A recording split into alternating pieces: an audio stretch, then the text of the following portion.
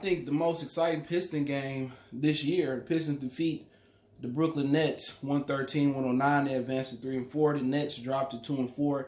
Now, both of these teams were coming off back-to-backs. Brooklyn had a home game last night, which they defeated the Houston Rockets. Pistons fell to Chicago last night in Chicago. And Derrick Rose didn't play. Tim Frazier with a shoulder. Derrick Rose had hamstring tightness. He came into yesterday with an injury tag, hamstring tightness. I think it was more of a maintenance game for Derrick Rose, to be honest. And no Reggie Jackson. If you didn't hear the news, Reggie Jackson is out for the next 4 weeks. I think with a fracture in his back or something like that. So today, I think the biggest takeaway was that they figured out Bruce Brown is better with the ball in his hand. Bruce Brown is not an off guard. Bruce Brown is not a 2. He's not a forward. He's better when he has the ball in his hand and he's able to create for himself and he's able to create for others. And now they know that. So they have a decision to make. When Bruce Brown is in the game, either you make Derrick Rose the off guard, you make Reggie the off guard, or you just stagger the minutes where Bruce Brown only going to be on the floor when he's the primary ball handler. So, if they do push Derrick Rose into the starting lineup, which I think it would happen after the All-Star break, you might move Reggie, then Bruce Brown should become your backup point guard, and him and Luke or whoever come off the bench will help. He had no turnovers tonight. That's the most impressive stat to me. Not the career high 22 points, not the 7 assists, not the 2 rebounds. That he didn't have a turnover, and that's a great sign for a point guard when he takes care of the ball, especially when you have the ball the majority of the time in his hands. But, Bruce Brown was excellent tonight. And he's better with the ball in his hand. Now, once he develops a jump shot, which has been a year of guys who didn't have a jump shot last year, not having jump shots this year. Giannis is a guy that's supposed to work on this jumper this summer. It didn't happen. Bruce Brown is another one of those guys. It hasn't really clicked yet. Ben Simmons, it hasn't translated into NBA games, and it takes time. You know what I'm saying? You can practice all summer, but it's no simulation for live game action. But Bruce played excellent tonight. Andre, monster game. He's looking really, really good with his facing up. He was able to attack DeAndre Jordan, and the other kid they got over there. I always forget his name with the afro. Jared Allen. He was able to attack them off the dribble and get to the bucket. So he improved his ball handling.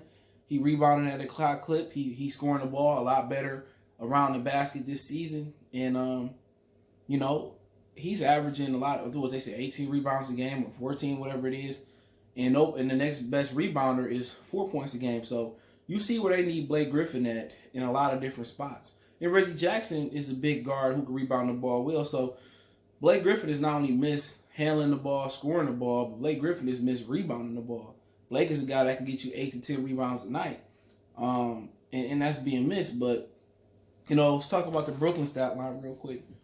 I think Brooklyn was reserving Kyrie a little bit this game. He had 33 minutes, and they were saving him for the fourth quarter. But he had a triple-double, 20 points, 10 assists, 11 rebounds. DeAndre had a double-double, 10 points, 10 rebounds, 3 assists.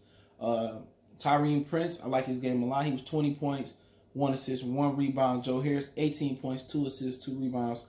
Karis LeVert, 14 points, 1 assist, 6 rebounds. I thought he had a bigger night than that. I thought he would. Spencer Dinwiddie had a huge blight off the bench, 16 points, 6 assists, 3 rebounds. He had some crucial plays, taking guys off the dribble. Allen had 7 and 7 off the bench, 7.7 rebounds. And pretty much those was the major stat lines for the Brooklyn Nets. And for the Pistons, obviously, Andre had a big night.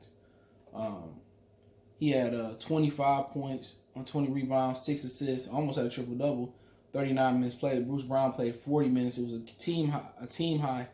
I think it was a game high 40 minutes, 22.7 assists, 2 rebounds. Luke Kennard, very, very aggressive. We need that. We need to keep that Luke Kennard going. We need to be more consistent, too. 22.7 assists, 2 rebounds.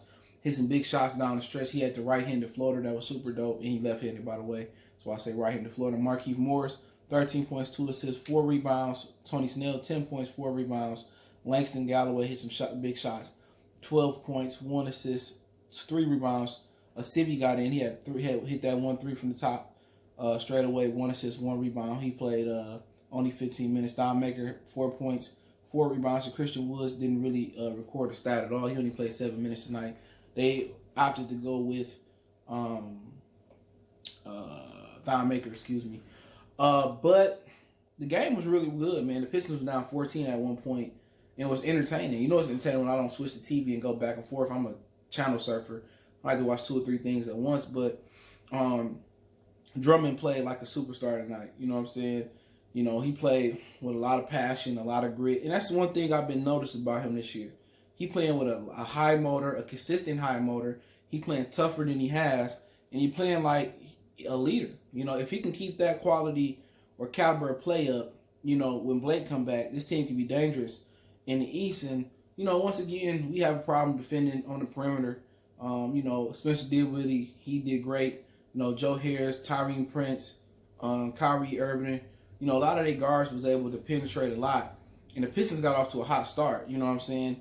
And then second quarter, Brooklyn took over. They doubled us. They doubled us in scoring. We scored 28 in the second. They scored 13. We scored 33 in the first. They scored 26. And then the Pistons came out in the third quarter. That was the difference. But in the second quarter, they kind of had a burst where they thought they was going to pull away and potentially blow out the Pistons. But the Pistons kind of flipped the script tonight. In the third quarter, they went hard. They scored 32 points to their 18 in the third quarter, and that's the game right there because the Pistons scored 35 to their 37 in the fourth quarter. A good game. You know what I'm saying? They played with a lot of passion. A lot of guys had to step up. They stepped up. Even with Sidney only hitting that 3, he stepped up to make that 3. Tony Snell stepped up. Marquise Moore stepped up. Luke Kennard stepped up big time. So when your number called and you get the opportunity, you got to step up. But the one thing that can't happen is when Blake and Reggie do come back, they can't get complacent and depend on them. They still got to play their game. Luke still got to be aggressive. Luke still got to shoot the ball. Luke still got to, you know, that new improved ball handling he got. Luke got to dribble, escape dribble, and look for that shot. Luke got to be the man. You know, when Derek come back, Tim Fresh come back, Luke Kennard got to be every game he been aggressive. This has been the most aggressive game he had. He got to keep being that guy. He got to shoot the ball like he the man. Because in actuality, he plays a marquee position in the NBA right now, and that's the combo guard. You know what I'm saying? He played more than 2, but he can handle the ball a little bit better, and we need him to shoot. He really our only scorer from the guard position. Reggie can score, but Reggie is just, he's an enigma. You don't know what the hell you're going to get from him. But, other than that, Bruce Brown, he can penetrate, dish, and kind of get to the back. But Luke is a guy that can shoot. He can score. He can, when you say score, that means he can get bucket from, 3-point line. He can get to the rack and create his own bucket. He got a mid-range game from the top of the key to elbow.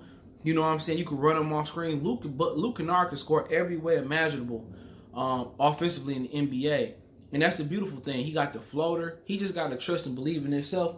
And I've been impressed with him other than Andre the most because he stayed aggressive.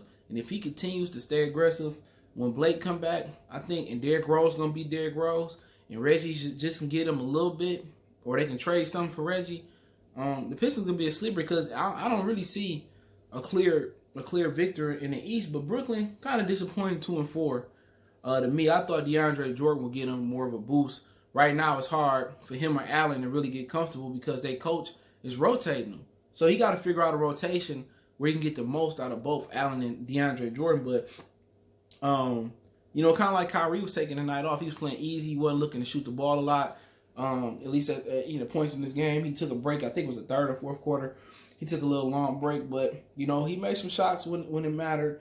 And I thought Caris LeVert was going to have a bigger game than he did because he was able to penetrate, get to the bucket, and get some buckets. But, at the end of the day, the Pistons, give credit to the Pistons. They stepped up. Dwayne Casey, he made the proper adjustments, and they got the game won, man. Now, their next game, let me see what their next game is.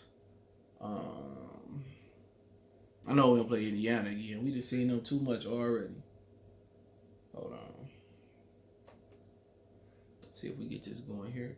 But until then, Bruce Brown, him and Andre was the co-MVPs tonight. You know what I'm saying? He did drive it at the end, and then he missed.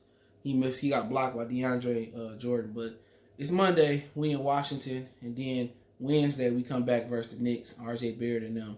And then we do see the Pacers next Friday in Indiana. Like, golly, we tired of looking at the Pacers. You know what I'm saying? Easy win. Let's get them out the way before Home Depot come back. That's why I call Victor Oladipo. And then next Monday we get the Timberwolves, at home. So, Wizards, Bradley Beal, no John Wall. The rookie they got out of Gonzaga, he been doing well. Kind of let me down tonight in daily fantasy game. But it is what it is. But shout out to the Pistons, man. Huge win tonight, man. Proud of them. Proud of Bruce. Proud of Drummond. Everybody played tough. And, when your number called, you got to step up so you get that job in that rotation. Appreciate it. Don't forget me on Facebook, Instagram, Twitter. Reach out to the email if you got business questions, inquiry, sponsorship, video requests. Keep sharing the videos. Want to make a donation? The link in the description. Best way to donate is share the video. And don't forget to check out the channel out. Good for the Sports TV for more sports, music, entertainment. One time for the one time. Marcy Sports Talk. We go.